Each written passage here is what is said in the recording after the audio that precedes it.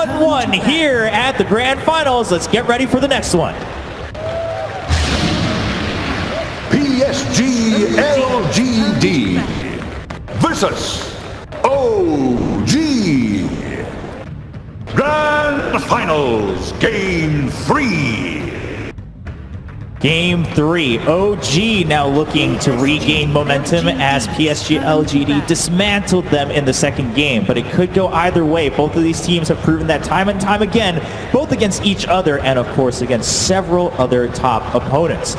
We started discussing the draft a little bit. What goes through, of course, Earthshaker continuing to be a high contention pick and ban. But then we also have, I think you were right, SVG, the no-tail hero pool. How does that pan out? And MSS, I expect, LGD doesn't have to change much of that. They'll continue to target that early on. They'll probably keep the same bans. They ban Spectre, right? Take out the Spectre again. That's understandable. Well, I think it's, LGD looks at it as, against the Spectre, there's not really a carry matchup right now. There are very few, I should say, that Spectre loses. Your only hope against the Spectre feels like you just have to win the lanes hard. There is this Terrorblade. Yes, which Ame plays exceptionally. And I think the other one is Void. I think Void can do well against Spectre in the late game, and especially if you do something like a Void Elder Titan, for example. We've seen Elder Titan being picked up a little more in this tournament. Extremely hard scaling support, huge team fight, right? So that is something, example, LGD could look to go into if they left the Spectre in the pool, but honestly that hero is just terrifying to play at. It gets on your back line, it's killing your supports. Now you have to take a numbers fight. Right. It's very challenging. One of the things I love about TI is that the final day always feels like it has its own meta. Earthshaker was picked 11 times in the first 180 games in this tournament, and it's been picked 4 out of the last 5 games between these two teams and banned the other one. Now it feels like if you don't get the Shaker, you're on the back foot, right? Whereas Venge, right, most picked and banned heroes throughout the tournament, not touched today, gotten through all the drafts. Yeah, we even mentioned it here in the panel in that second game. Does OG pick it up to get some of the flexibility they need? And no, it's just overlooked. When it comes to the finals, the meta comes down to the two teams playing the game. Absolutely. Right? The heroes they share, they become, the priority becomes higher. And you'll see different priority to bad picks. This draft is a battle between LGD wanting to get what they want, OG wanting to get what they want, and how do those two collide? Yeah. It doesn't have as much to do with the other 16 teams and what they wanted in this tournament. LGD themselves taking out the Enchantress. Yeah, and in place of the Silencer that they've been targeting against No-Tail. So I wonder if that's going to play a role here as we get ready for the first pick soon. So the Silencer is an interesting hero in this tournament and also for No-Tail because it's not one of those traditional lane securing, lane stomping type of 5 positions. But the team fight that hero gives you is insane. And it disrupts the other team's team fight. Exactly. And people have been figuring out lane combinations that do very well. We saw a lot of Weaver Silencer, for example. This hero can be very strong in lane, not to say he's weak. But it's not as if you're first picking an Ogre or a Chen where your game plan's very clear, right? Yeah. Speaking of the Chen, he got through. You're right. LGD didn't ban him, right? Yeah. So to me, it seems like LGD, they want to give something that they feel OG will take for sure, and then have a game plan against it. And this is something LGD likes to do a lot, because it's a reliable strat, right? This team has gone to the Grand Finals playing certain heroes. They're probably not going to give up on them if you have a good game plan against them. You can go into the draft in a very solid and predictable position. Finally, coming up the ranks and now getting banned out in the first phase. Earthshaker, no more in Game 3. Does that mean somebody has to pick Ogre, right, so we can all clap? There you go. The clapping never stops. I almost wonder if the Shaker's also related to the Silencer being in the pool. Because a lot of teams and players really don't like playing Earthshaker into Silencer. You even saw some people like Yapsor rushing this Ags just so you can get in and out of the fight. So if OG feels like LGD is going to take a Silencer first pick, for example, they don't want to be stuck in the position where we don't really want to take Shaker into Silencer, but then we don't want to give him Silencer and Shaker. So that could be where that ban's coming from. That's why fan, folks. Okay. Oh, okay, I see. It's because Drow Ranger. Drow Ranger, exactly. Yep. Exactly. Right. And now preemptively, kind of block picks it, right? Yep. Pick this PL that's good against Drow. Well, let's see if LGD cares. It's good against the Drow, but that matchup is statistically a lot more even head-to-head than you'd think over the past year or so, just because the Drow can just win the lane so hard. I mean, I think Drow strats in general they're just stronger and easier to execute than a PL strat, just overall, because your lineup is always going to synergize. You're always going to have tower push. You're always going to have objective taking. The PL doesn't necessarily give you that on its own, but he scales against the Drow lineup, right? Yeah, Your it's just pickup pure game is also like way faster, right? Like before the PL can come online. No, that's exactly right. You look at in this tournament, before 40 minutes, PL is 9-12. After 40 minutes, he's 10-5. Yeah. All right, the Drow this time not being banned out by OG, so still in. Does PSG.LGD take it for themselves? I think you do. If I were LGD, you just straight up first base? I think you just take it into the counters almost. It almost sounds too bold, but the thing about it is, if you're playing for this lane dominance, Drow is one of the best heroes to set up your other two lanes to go well. You almost never care what happens in the Drow lane. Like, as long as she get levels and your other two lanes are winning with the aura, you're pretty happy. So I think they're seriously considering it. I mean, it's a hard take to pick their into PL and Chen, right? Like, it almost seems crazy. Yeah. But they do have this Weaver, and Weaver can also be a 4 position with Drow. Yeah. So if they feel like the Drow is going to set their lanes up for a strong enough position where this PL will never come online, it's something to consider. PSG.LGD. Oh, taking the bet. There you go. More than likely an ex-Nova hero, and that's another player that I feel like we don't talk about nearly often enough on LGD. Like, ex-Nova has been throughout the season probably the best technical 5-position laning support. He makes Ame's lanes so easy. For sure. I mean, he's an absolute monster in the game. I've watched many of this guy's replays, taken many notes. I mean, I still have much to learn. Even back then when he was playing on WG Unity, that guy was like one of the best players on the team. I mean, ex-Nova and Afu were like two of the biggest subs to come out of that region, right? And I mean, kudos to him. It's never easy for a player to leave his region, go into another one, play on a team that you don't know what to expect, and he's showing up huge on the big stage. At this point, is OG continuing to be concerned about the Drow at all then? Or are they comfortable with the picks they have and that's good enough for them? I think at this point you're maybe you ban it, but it's kind of like, all right, if they didn't take it there, they're probably not going to take it.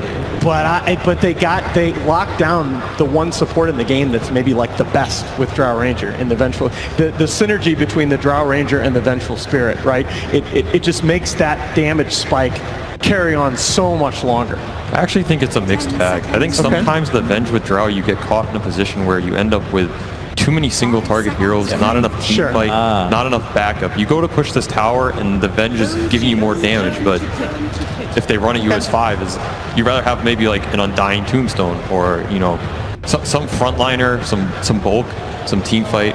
You see a lot of teams pick, for example, like Brewmaster with Drow, right? Yeah. It's not you wouldn't think like, well, what does Brewmaster do with Drow aura? But he gives you the control and team fight you need. And I think OG pretty much said, all right, pick Drow. We dare you with this Winter Wyvern pick. I mean, Venge also offers something that Drow does as well, right? It's damage amp for your team. Exactly. So maybe LGD's thinking like, this Venge is already going to give us a little bit of what Drow gives us. We don't need to go too overboard. I am on board. This is something Kyle and I have debated a lot. When it comes to damage amp, I am on board with the more the merrier. I think when you go for a damage amp strat, there's no such thing as just all in. As long as you have that team fight control. Yeah. Well, PSG.LGD using a lot of their time in the past pick and then this one as well. Perhaps considering that same question on do they still commit to it or do they start to spread out what their team has? I mean, they also need to decide like what PL answer they want to pick, right? OG banned the left rank, which is pretty good. Yeah. I mean, that's a maybe class. And we saw them go to that earlier in this tournament. They might end up picking it. Wow. So guys, this is something I've wanted to ask the two of you about. You're picking Phoenix into PL with several of the classic Phoenix counters still in the pool as well. So you look at Lina, Ursa, I mean, I fully expect Lina to come out here on the 4th. OG will first phase this hero if they see it Phoenix. It would make sense. It's one of the best egg killers. The PL is a very strong egg killer, but the thing to remember with Phoenix is if this hero is playing 4, he's less worried about the egg going off because he's going to get higher levels than a 5. He's going to get the higher egg levels, and this hero's other spells are also insane. Yes. He has a GPM talent, he has a heal / high damage nuke. They're all long range spell casting abilities. You can do a lot of work with all these spells that you might not even need the egg to win the fight, just because of how much damage this hero does. I mean, you see teams doing this more and more often. Like they pick these heroes that like into their counters, right? Because it gives what their lineup needs, pretty much. And you know, Phoenix is what they need. They need some AOE, team fight, you know, CC. Absolutely. I mean, I feel like this is the most draft-dependent TI ever that we've had. If you look 2 or 3 years ago, like 70-30 outdrafts were so rare, and there's the Lina pick, as we talked about. At this TI, it feels like half the games on the main stage have been like 70-30 outdrafts. It's very difficult. So this TI, there's a lot of picks where if you get that last pick, or even the 4th and 5th like combo with a ban, it's extremely hard to answer some of these heroes. And we've seen them time and time again, right? The Broodmother, the Alchemist, the Huskar, the Meepo, Drow Ranger. These heroes all require a lot of heroes to be able to deal with them. And if you get them in the later stage, it can be very difficult. What do you guys think about it? The other thing I like about the Lina is it matches up well. If LGD were looking toward the Terrorblade, which is still in the pool, matches fairly well against that hero. It's a nice pick for them because it's kind of flexible. They can put it mid depending on what matchup LGD picks, or they'll just put it on Jarix. And I think if they We've seen 3 Wyvern, right? Yeah, they would put Seb on Wyvern, and they'll have the Wyvern Lina lane, which is also very good in the game. You have this Wyvern ult that sets up this Lina stun. Like the team fight is pretty insane. Okay, assuming here that LGD are going to ban the Bloodseeker? It's between the Bloodseeker and the Ursa. Right? Yeah. A lot of ALC teams want to get this Ursa out of the pool because they feel like it's the one hero mid where the lane's very difficult to play for the Alchemist, and then a steamrolling Ursa who gets an early Roshan that ALC can't contest can kind of take over the map. But yeah, the Bloodseeker, LGD, obviously they've picked the Bloodseeker into the ALC, so they have some respect for that counter, right? Yes. It is the only time I can remember at TI that I've seen a level 10 against a level 5 mid. That was a showing from PSG.LGD. Hey, OG also has the Monkey King, right? Mm-hmm. They have a lot of options right now. Oh, that's a good point. Yeah, the Monkey, I mean, it's very, very similar against the ALC. Yeah, it's a hero that relies on stacks. You can force him out of the lane, and then when he goes to jungle, we've seen time and time again, this Thompson Monkey King, he will follow you to the jungle. Yeah. You are not safe. OG banned Jug, huh? It's not a hero we've seen a lot of at this tournament, and it's not necessarily even the best matchup against something like PL in the late game. You can kind of get there with like some Battle Fury, Mjolnir, Blade Fury talents, but ultimately, you can also get kited, especially with like Wyvern, BKB piercing spells, things like this. I mean, to be fair, it was one of Ame's best heroes last season, but he hasn't shown it nearly as much. Maybe their thought process is like one of the few heroes that can like sustain this spam lane, this Lina Wyvern lane, okay, you know, with the healing ward. And at like some point in the game, the Alchemist is just going to siege high ground, right? And they're going to have healing ward behind this guy. Yeah. Maybe this is what they're thinking. And there's your Monkey King. That was a very good call. Yeah, taking that out. They've had to deal with it earlier. So there is the Ursa left in the pool. Yeah. But I don't know if OG's lineup looks amazing with it. I will say it's a decent Ursa game in the sense of he's good against the ALC in the game, and he's good against his Phoenix Egg if they want another killer. But looking at their lineup, they already have ways to kill the egg right now. Yeah, and there's the so Brewmaster. sick. That is such a I was actually wondering if they would take it on that Phoenix slot, because we've seen, for example, this Venge Brew lane is something Liquid play, for example. This lane's actually decently strong. They might even throw the Phoenix down there depending on what they want to play 4-5, because Venge Weaver's also a strong lane. You were talking about that from the middle of the draft, and it matches up so well against some of those melee laning counters against the Alchemist that can just take the Bloodseeker the Ursa out of the fight. The Morphling! Oh my god. I forgot about that Thompson. Oh my god. Both Thompson and Anna will play this morph. Yeah. So. Who's it going to be, do you think? It's going to be Thompson mid, right? Yeah. Mid morph versus ALC. Yeah, I think it depends. Like if they want to play this morph as more of a scaling morph, I like Anna more than Thompson. Yeah. You think Anna will play mid? I think when Thompson plays this morph, it's more of like this tempo controller. You go like Treads, Dragonlance, running in there, stealing spells, almost like a Rubik or something. More like a team fighter. Not to say he can't play the hard carry morph as well. It's just different style. All right, well, some exciting picks once again as we get ready for Game 3. We have a chance to hear from Pastorell with Casey. Hello! Again. We meet again. Yeah. How are you feeling about this draft compared to the last time we chatted? Oh, it was a disaster last one. It's like the Conca pick, like I saw it too late and we already banned and it was hard. We lost 3 lanes. Yeah, it happens from time to time, but now, no, definitely is better. Speaking of bans, why the Juggernaut ban? Want the Juggernaut ban, but you are thinking about like the heroes. It's hard to tell, you know, but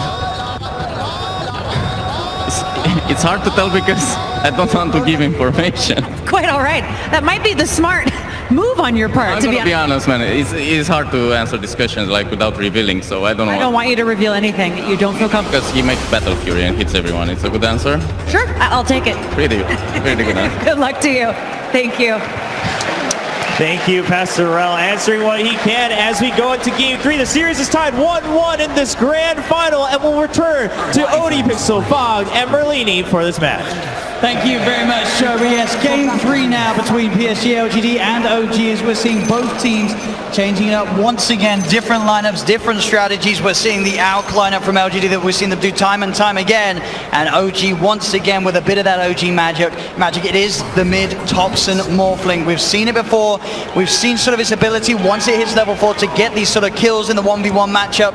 What do we like? Ooh, I like a lot of things coming out here. This Alchemist pick, he's got Aghanims plenty to be giving around. I also really like this Brewmaster pick with that Venge. The benefit that you can actually do with this, because it's not only just about like this, it's like the team fights. You know, that Brewmaster wants to go in and start the fights for your team, which gives you a lot more liberty in the back, but you can actually set up some pretty decent solo kills with the Brew and just a wave of terror coming through. You actually amplify the damage a lot, and it's a way to protect their angles with this Brew. So it's a nice way that they set up their defenses as they prioritize their whole draft. While on OG's side, they've got a typical OG draft. It's a little bit unique, it's a bit different looking, but it's their style. Morphling, I think, has been first banned against them in a couple of games. I'm kind of forgotten as we haven't seen it too much on the main stage, but they are incredibly good with the zero. Yeah. I kind of forgot that it was that was in Thompson's repertoire. It's kind of cool that I see LGD also switching, then they're putting Ames on this Weaver. So we've seen Chalice playing a lot, of course, now because the Brewmaster's pick, he's going to be playing that one, but a lot of times when they have played this Alchemist, they put that Weaver off lane and they picked a different type of carry. Decent amount of damage there to Anadon on the bottom lane as he's unable to take the rune. FY does grab that bottom one. PSG.LGD will get both down there on the bottom lane. Chalice is up. We'll be able to secure the second down there. Look at Jerax right He now. wants that courier. We saw him try earlier with the Shaker. We'll see if he has a bit of a better time with this leaner movement. And how prepared are PSG.LGD? He did do this before, as I say, on the Shaker. Are they watching that mid lane? They're not. He's got it. Jerax taking the Ring of Protection and South away from Somnus in that mid lane matchup. That's actually massive right now, because this is where Topsy can play and try to bully this Alchemist as he has very, very little regen. It's actually a very smart move when you're trying to play these heroes that want to lane dominate versus an Alchemist as soon as you get some levels on. And as Ben said, there's already been a lot of teams that have been very scared of the Thompson Morphling. So we'll see how this mid lane goes. Obviously last game, Somnus on the Kunko was able to absolutely destroy Thompson's Invoker in that 1v1, and for the whole of the game, Thompson had a very tough time. So we'll see if he's able to bring it back up and perform to the same level that he could do in game 1. He does have a lot of armor to kind of deal with that physical damage, and it looks like, yeah, maybe he is going to be out of luck for quite some time. Not really sure how he's supposed to get too much CS out of this at this point. Can we expect to sort of see PSG.LGD send someone else mid, or are you already sort of hurting the lane even more if you're having someone sit behind the Alchemist this early? I mean, if someone dies, you can. Yeah. Other than that, not really. He actually just goes to base. Somnus TP'd back to get some regen. That's pretty huge for OG right at the start. The power of the Courier Snipe. They've got to watch out for it, LGD, in these games. We know that Jerax likes to go for that rotation. He's still ahead in net worth, though, over the Morphling, despite all that, just because of the bounty rules at the start. Just Alchemist. And we'll see how these side lanes go. Is there sort of a particular 2-on-2 here that you feel is going to have quite a difference? Are we going to see one of these side lanes really get ahead early? I really like the power of the Brewmaster versus the PL. It's just really annoying to play PL because you're going to get Drunken Haze non-stop. You're going to get hit all the time. You can't really counteract it because you've got these Fire Spirits on you constantly. Ana already getting crushed. He's already used the Doppler with dive. FY, he's got the damage onto Ana, and there's your first blood.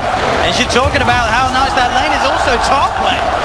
LGD finding the kill here for Arme as they get on top of Jerax. So the mid lane maybe suffering a little bit, but the side lanes, they're getting the kills for PSG.LGD. Yeah, you can buy a stick as a PL, but not really going to be able to get too much CS. He's already getting harassed down heavily.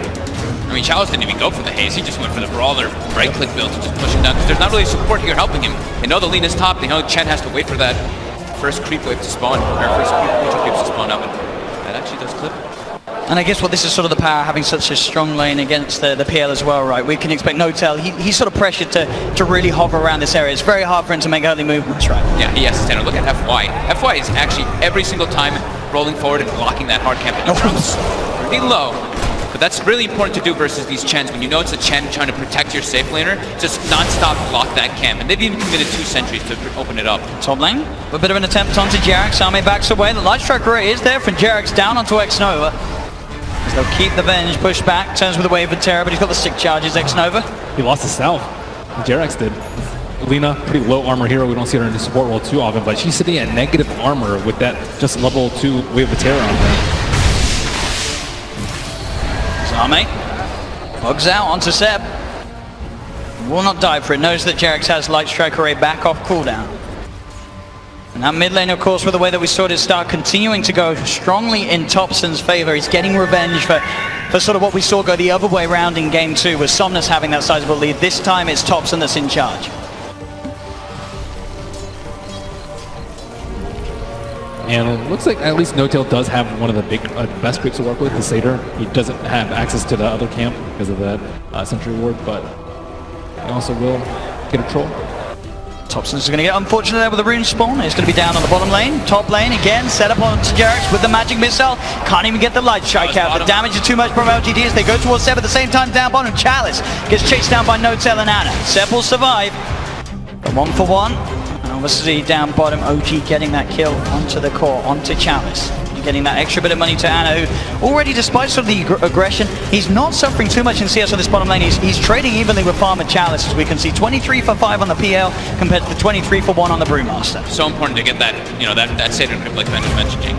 You just add that little more HP regen, it just solidifies your lane much harder. As we do have those bounties coming out, super important for LGD to get those and OG to contest them, as there's the Alchemist in the game. See Anna already heading over to FY, but FY is able to grab it in time. Takes it before Anna's able to get his hands on it, and the collapse slow did connect as Chalice chases down Anna. They dive forward with FY as well. Notel, can you do anything to get them off Anna? Able to rush off to towards the creeps on the side. The Fire Spirit again though. FY with the perfect placement of the Fire Spirit, getting the kill. We'll see Notel chase down FY here. Is there any way he can make it away? Seems to have that slightly favorable movement speed, but he's into the creep wave, will fall, so FY does go down in return, but we're really seeing FY just push this hero to the limits and cause a lot of issues for Anna. And I think Seb died on the top lane during that bounty skirmish too. There's just going to be so much contest there because of the Alchemist, especially when you're this far behind in lane. You really need those bounties to help get you back. Yeah, and the top lane, right, the Wyvern and Lina, you were mentioning how the low armor's there. They're both very low armor, so as soon as they do get hit up by any type of control, they just go. That damage is just... They die so quickly. Yeah, I mean, he does have the Ring of Protection on the Lina, but I mean, that's just not enough. Especially with a Swarm coming out, I presume that the Vengeful Spirit is also going to get a medallion at some point in this game. So walking pretty deep forward into the tower. They want to try to keep the siege creep alive. They want to put as much pressure on it in these first few minutes. Suddenly a decent amount of damage done, but at the same time up top Arme. Looking towards Seb, and Jerax having to play a lot safer now. They've given their lives up a couple of times in this top lane as Arme gets more and more mid lane. Notel, she's actually going to stick out there. Again, FY and comes in. Both creeps die as well. FY just got so much experience in mid, as his Alchemist is jungling freely. This FY Phoenix looking to be off to a fantastic start from bottom lane to mid lane. I think they were really hoping to get that tower with the Chen creeps, with that one siege creep solo out, but it turns out in the worst possible way. And Seb also has an Aquila, so just really all out gunning him up in this lane. So, with the smoke, we'll get a ward down. We'll have a bit more better information on the movements as FY will reveal himself to Jerax, diving forward, playing aggressive, getting himself straight on top of him. Does get hit by the Light Strike array, but he's chasing down Seb and Notel coming in for the side. They'll look towards X-Nova, but X-Nova knows there's no disable. He'll TP out. Another Light Strike from Jerax is going to be missed as Arme jukes it out, but it doesn't matter. Thompson chases down, gets the kill on Arme, and now zaps forward and bursts down FY as well. Thompson, with that small rotation away from the mid lane, picking up a double kill on top of already pretty much free farm that he's had in this mid lane for the first 7.5 minutes. Level 8. Alchemist is almost hitting level 6. So we see that big advantage, in particular from that courier snipe. And this is exactly what SVG was talking about with the style of morphling that he plays. He's not necessarily the late game character. He's out there to create space, put a lot of pressure on towers, and Look at the damage he just hit to FY. It's already sort of FY losing 2/3 of his health. Yeah, Thompson's just such a unique player, right? He has these different ways to look at the game, and with this morphling, he loves playing it kind of like that Rubik. You're just all about trying to steal spells, turn into other heroes, and use that benefit to put as much pressure as possible early. Point's got to be careful there. The Penitence was on him. Thompson couldn't quite get in range for the burst as FY dives away.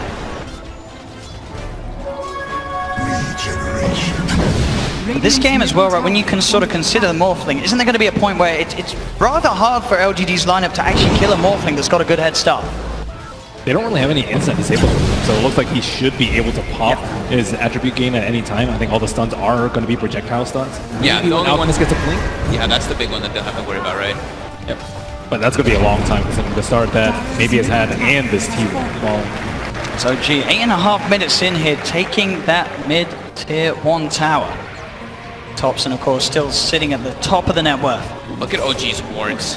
They know they need to just not let this Alchemist jungle block the Ancients, block the hard camp, get vision of the other jungle camps as well. Just try to keep tabs on this Alchemist at all times to keep the pressure going. And he's using a body block with the Satyr camp to block this. Yeah, look at this. This bottom lane. They will find out the Primal Split being used to set up to allow FY to come in and offer his help for the cleanup. Another kill onto Ana. Top lane, Arme caught up by the Light Strike array. Do they have the burst? They don't. Arme's able to time-lapse himself back to safety. Primal Split's going to have a really big impact on this game, of course, versus the PL to remove those illusions with your Wind Panda, but also you can dispel the send back from the Chen once we get to that point later on, which could become significant. You can also Cyclone the Cold Embrace heroes too. And there's a lot of things that you can do with this game. Get rid of the PL illusions. It's tough. They have fun No-Tail top, X-Nova and Arme catching out No-Tail as No-Tail tried to come over into the jungle and find himself some creeps. They're spreading themselves very thin. They want to control the entire jungle of the Alchemist, but I don't think they can control both. So they get Arme here. Arme yet to have the time that's back online, but the Shikuchi does save him. At the same time, FY again getting the kills as he's in with the Supernova on top of Seb. Finds the wipe. 2 for 2 bounties. He's alright with that, as they're 1,000 away from that relic on a level 7 Alchemist. I mean, they don't have a vessel though on the side of OG. I really think you need a vessel to kill the Alchemist, especially with the Phoenix in the game. And I think Lina was the one that wanted to build one, but because she's had such a rough time, she doesn't even have her urn yet. So, I mean, Alchemist does have a bad time, but so does everyone else, and PL's game is not particularly great. Chalice, she's coming in the top there with the Haste Root running down No-Tail. No-Tail, he's trying to get out. The Light Strike array from Jerix will not save him as Chalice has already done the damage. Ana does manage to get himself on top of FY because FY used the Supernova down bottom, doesn't have it back up. So Ana finishes off the Phoenix, goes back towards Chalice. Jerax finds the Light Strike array. Again, Chalice, he doesn't have Primal Split back, but he has got backup in the form of Arme and X-Nova. Ana still in the midst of it all, trying to look towards X-Nova, but Ana's been left alone. They know which one the real one is. Seb is there, but the Winter's card. Oh, he's actually going to be able to keep Ana alive for now. Ana turns with the Spirit Lance. They get the kill onto Chalice. Ana doppelgangers down to the low ground, but Arme's quick with the chase with that Shikuchi. Looks towards Ana with a Cold Embrace from Seb, keeping Ana safe against the right click. The Shikuchi damage alone, not enough. X-Nova trying to get in range for that stun, but Jerax, Light Strike comes out. They do get the kill on Ana, the PSG.LGD, but they'll lose X-Nova for it. Arme has the Shikuchi away as well. Oh, great swap though, coming in there, saving his core. And all the time, Somnus just farming this right side of the map. Thompson is trying to do his damn best to stop maybe from getting these beat stacks up, but Arme can find himself a bit more here. Jerax does have the Laguna Blade available. Cold Embrace from Seb will allow Jerax to heal back up. They committed so many wards. OG has 4 obstacles on the map, and I still think maybe is going, you know, he already has his relic, so I'm not exactly sure how effective it has, but they see him, but they can't really stop him because they just have so much pressure in the lanes. So his timing is going to be pretty decent. He is still below the Morphling in that ward.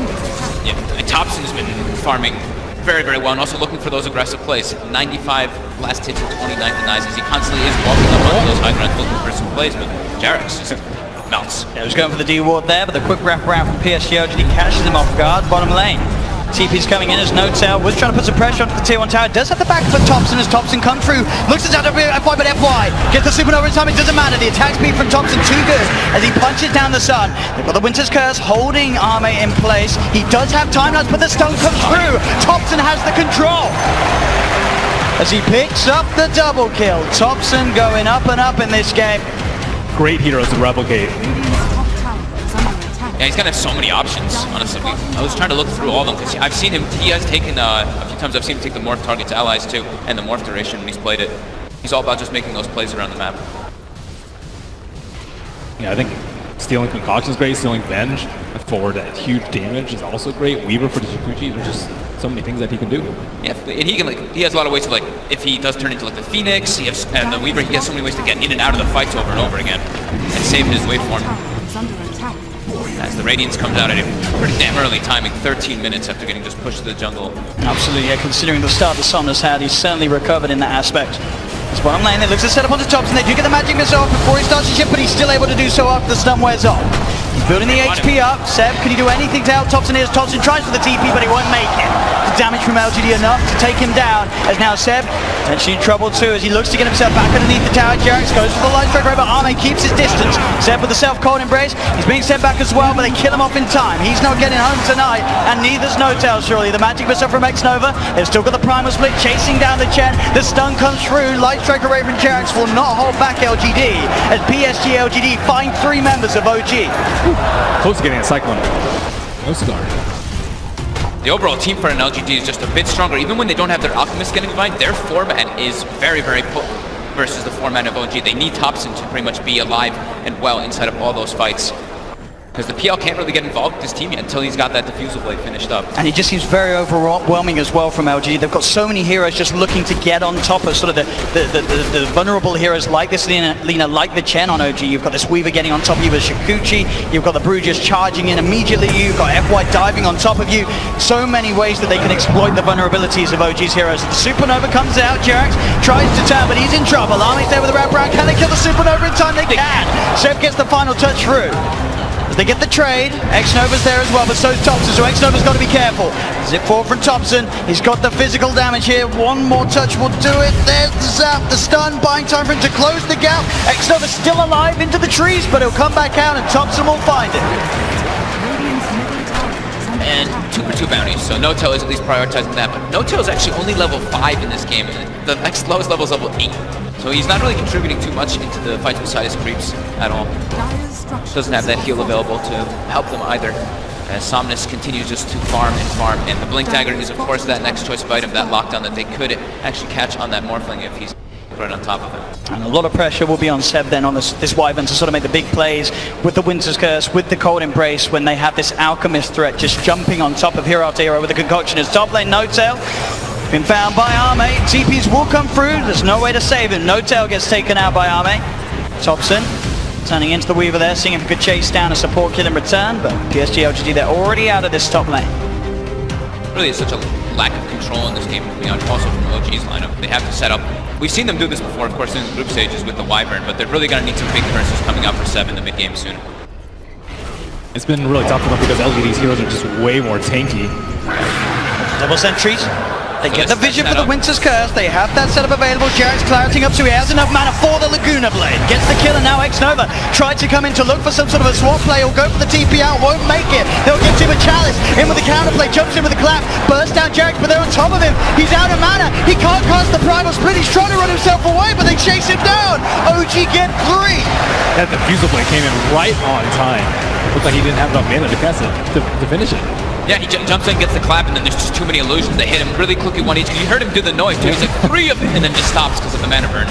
And they're into the pit now as well. 16 minutes in, still the net worth standing very even due to this Somnus Alchemist still sitting at the top. But Thompson keeping himself very close to the farmer, Somnus. As this Roshan will go the way of OG, Thompson grabs the Aegis and will continue to have a very good start to this game at 17 minutes. I believe he has a full Manta style on top too with that Dragon Lance. This is a very, very strong Morphling. And with this Manta too, he can play around even easier.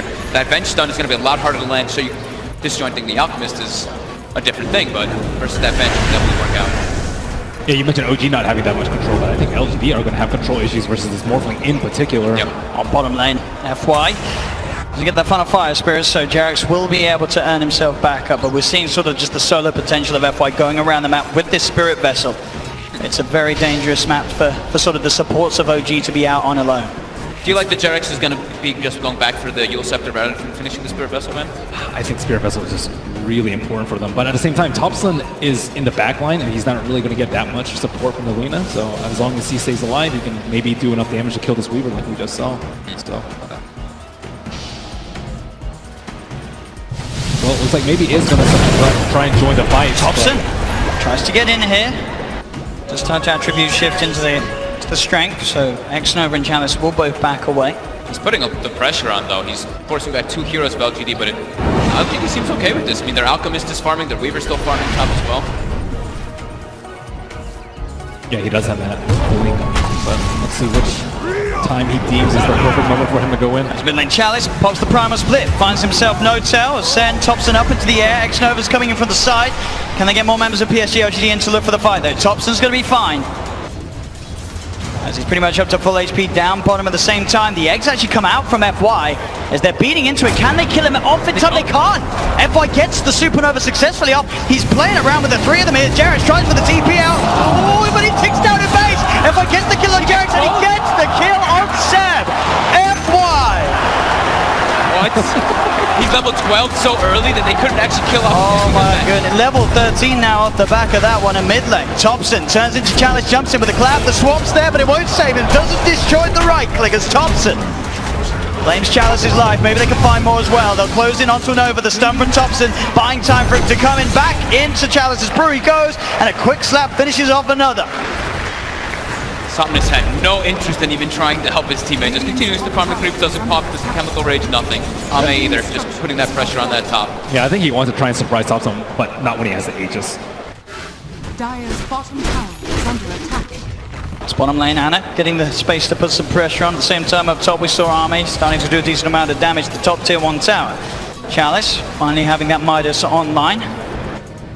It's top lane Jarex and Seb. Let's see if they can find some sort of a setup. They do in fact have the Winter's Curse and the Laguna Blade, so they can look for that burst combination if Arme steps forward too far. That Midas pickup seems pretty good. I actually kind of like it, because he can keep his levels up, because he's the big playmaker on this team to make space for that Weaver and the Alchemist still, so he wants to be able to stay getting boosted up in experience in particular, and not wanting to show in farming lanes. The stun actually connects on Ana, it's keeping out bottom. At the same time up top, Arme's trying to go towards Jarex, but Jarex has the back of a Seb. It's a half kill for Arme to find. The Johanna God comes out, and Ana, he's falling, he's down, he gets taken out. They get on top of him, they find the PL, PSG.LGD. Can they find anything more? No tail. Being chased here by Somnus. Somnus will turn his attention towards the Mud Golems, continue to keep those stacks high of the Grievel's Greed. As Thompson instantly looks to put the pressure on mid, trying to draw PSG.LGD's attention away from that chase down bottom. LGD is just doing an excellent job of fighting away from the Morphling, away from this Aegis, because they know they can't kill him twice. It's just simply not worth it for them. They'd rather go for the squishy targets. All these supports are super easy to kill on the side of OG. Thompson split. Yeah, does force the split out here from Chalice. TPs are coming through as well. Thompson does have Seb close by. The stun comes out from Primal Split. There's the cold embrace from Seb. He's got that ether lens, that extra range to get in. FY's coming in for the side with the Sunray, that percent damage. Thompson pops the Manta. He's still fine. This Primal Split struggling to deal with the Thompson. It's Thompson. He's fine. In fact, now he's looking to fight back. Goes straight in onto Chalice. There's the swap. The Winter's Curse holds the 2 of them at the side. Thompson looks to Chalice. The mischarge. Keeping Chalice alive. But the Splinter Blast is there. They get Chalice. Thompson back into the brew. He's got to be careful. The cold embrace from Seb's there. Healing him up. Thompson back into the Morphling form. He's fine. Somnus has now turned up to the fight though. With the Radiance chases down Seb. Jarex tries for the light track with the sidelines. FY with the Supernova. Thompson. He wants to try and take down the Sun, but the Concoction is there for Somnus. They'll get the Aegis out of his hands. They do lose. The Aegis, can they kill him a second time? They're on top of him. He's able to waveform down to the bottom. Anna's there as well on the PL, ready to try and offer his attention to the fight. Thompson TPing away. They have no way to cancel it. Thompson will escape, but overall PSG.LGD able to take a successful fight there. FY just getting off that Supernova as it looked like Jarex was about to finish it, but Jarex, he was killed just in time by LGD to keep FY safe. And they got a stun out of the Morphling. He went for a build without needing Lincoln, so it was actually quite vulnerable to this Alchemist stun. And maybe doing a really good job of just waiting for that perfect moment. The Curse was down, most of the spells were down, and Morphling's Replicate was also down. I think that's super important to wait for as the Alchemist in this game. So what do you think of the Brewmaster going for Ags? Normally it's what, like Radiance first, and then maybe if someone else has Radiance, you go for Auras, but he's going for the Ags, at least on his quick buy. I can't imagine he finishes that, right? He's got an Alchemist. He's got an team. Alchemist. But I think Vengeance is more important. Yeah, there is a lot of good Aghanim upgrades on LGD's lineup. I think he's That's true. actually the worst of the other 4. That's a good point. Maybe that's why he just wants to try to get it at this timing so that he can use his abilities while he's in his split as well. He's really good about using the Dispel. I think that's what separates the good Brews versus the very, very awesome Brews. Yeah, it's just, I don't know. I just don't see Ags early that much.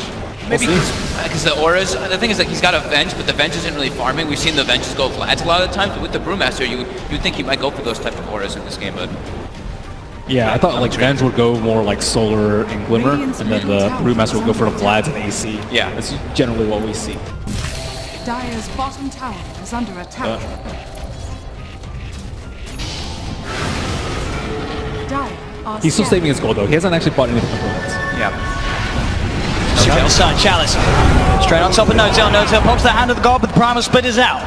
They're ready to fight here, LGD. We'll see if OG can get themselves out of it. No-Tail's going to fall. Anas charges in straight away on top of Nova, and with the Diffuser Blade, he's doing a lot of damage to Sunray. From FY though, keeping X-Nova alive, but there's the counterplay. Thompson giving some sun-on-sun action here as he dives forward. Does get caught out by the concoction, but he's back into the morphing form, Arne. Coming in for the side. They pop the Supernova, but Ana straight on top of the end. Can he kill off FY in time? No, he cannot. The Supernova successful. Ana gets caught out by the stun.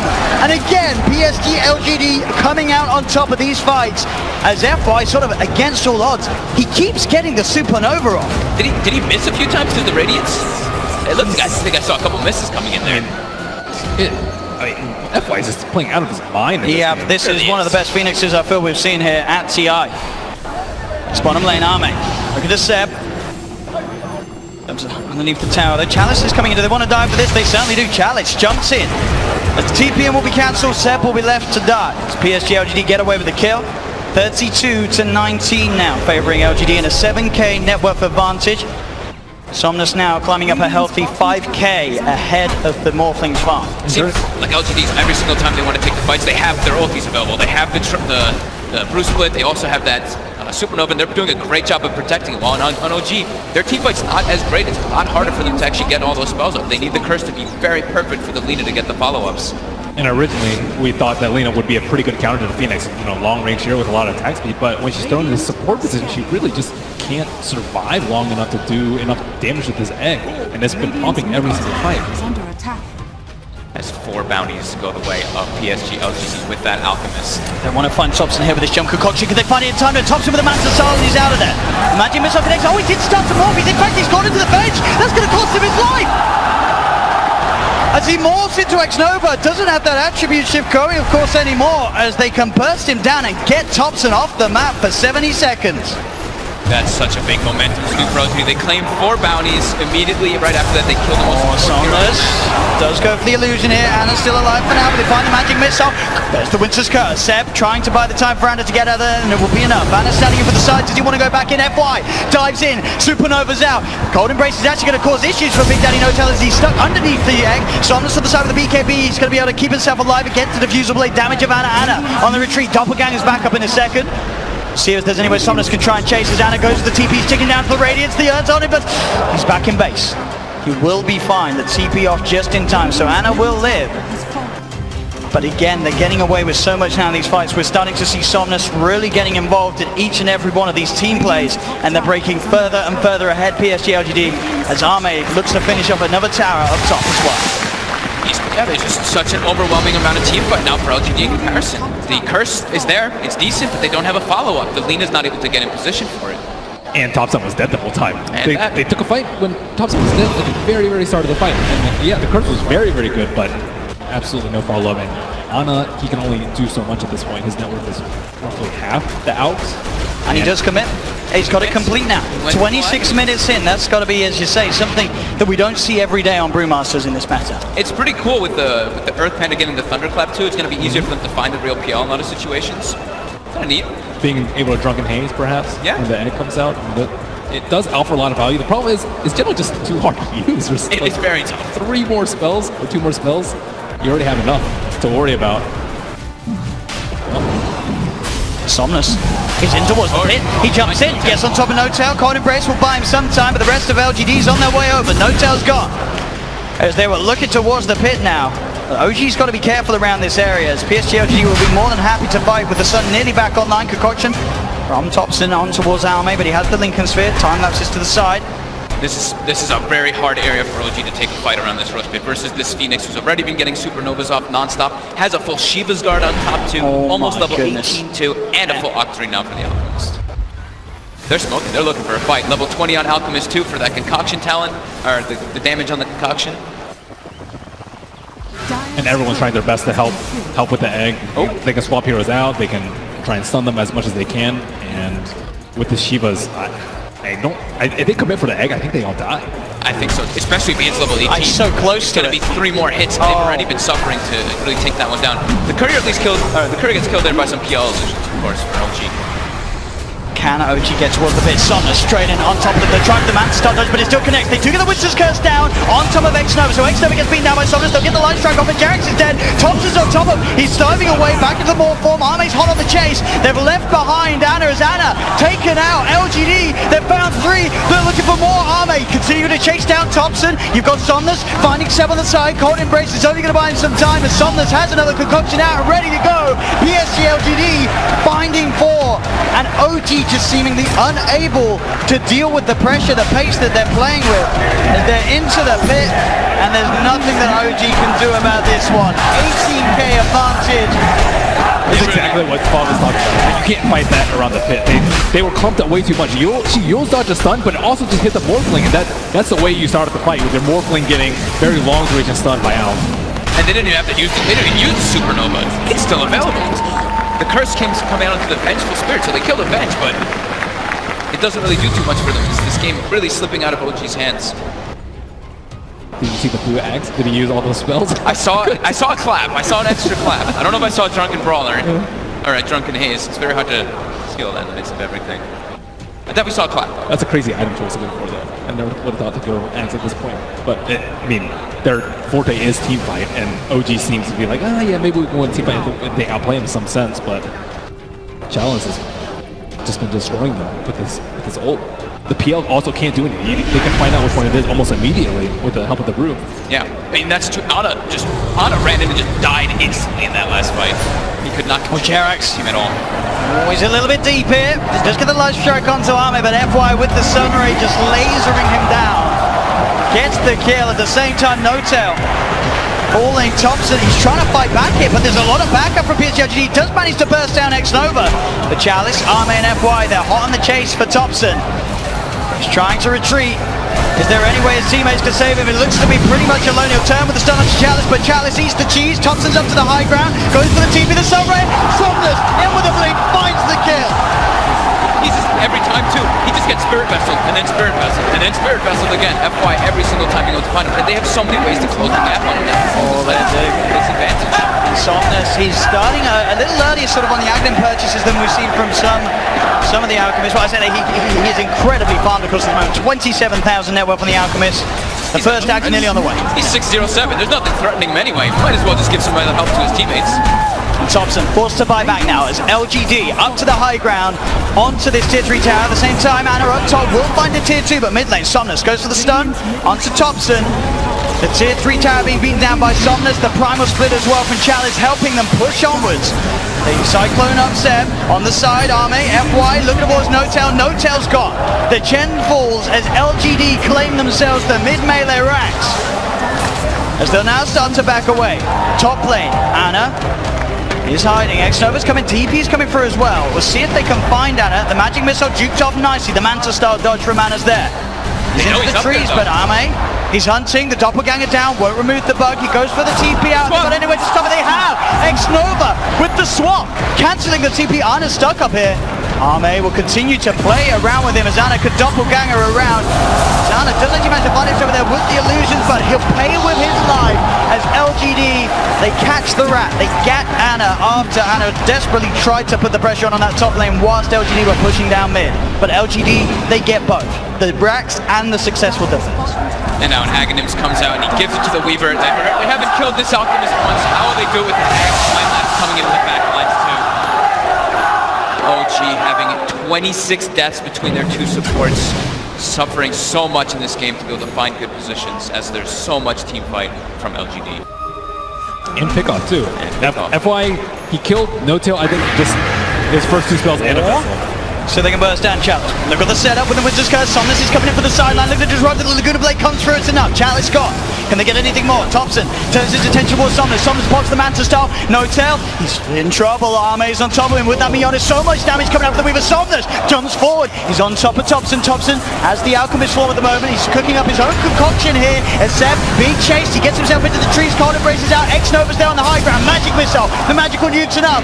The blink out for Jax. He's surrounded. Arme goes towards the shrine. Jax desperately trying to heal up, but the damage from Arme will be too much. They lose another in mid lane. FY just beaming down the middle with the Sunray, chasing back Seb. Thompson's down for 100 seconds without buyback, and Somnus, he's into the base, diving in with a blink cannon, trying to fight back and push them away, but the mid-bracks get cleaned up by LGD. They're onto the tier 4 towers. They know that Thompson doesn't have buyback here, and they're abusing that as much as they can. I think this has got to be one of the best Phoenix performances I've seen from FY. He just bought so much space for Somnus and is just wreaking havoc all across the map. He killed 2 heroes by himself earlier. That was, yeah, FY definitely having an all-star. And again, the supernova by the base. They are going to try and kill it. Can they kill it off? They can't. They just can't kill the sun. As the buyback from No Tail comes out, but the H is exposed. No Tail immediately dies after buying back. And Winter's Curse is now onto FY. Will it kill him off? FY is still alive. FY, he'll finally fall. The Dragon Slayer Jax finishes him off. He'll buy back those. He knows this is LGD's chance to claim this game 3. Somnus continue to be down on the edge, but the light strike comes out. The Aghanim's time, that's from Arme, keeping Somnus safe. He gets a concoction out into Jax. He's looking to dive towards the fountain as OG are still able to play around it, but the damage from Somnus in those challenges as well with the primal splits. They beat down on the edge, and PSG.LGD looking to close this one up, and still game 3 goes to PSG.LGD. As another pretty smooth and solid performance comes out from them. FY Phoenix, absolutely remarkable. The sort of the early Ags prioritization by Chalice working out as it was just team fight after team fight, and a fantastic recovery from Somnus as he struggled at the start against Thompson's Morphling, but down the line he made the comeback and he was pretty much involved in every single mid-game team fight. They played so aggressive with their numbers. Every single time it's just like 3 or 4 heroes were turning up.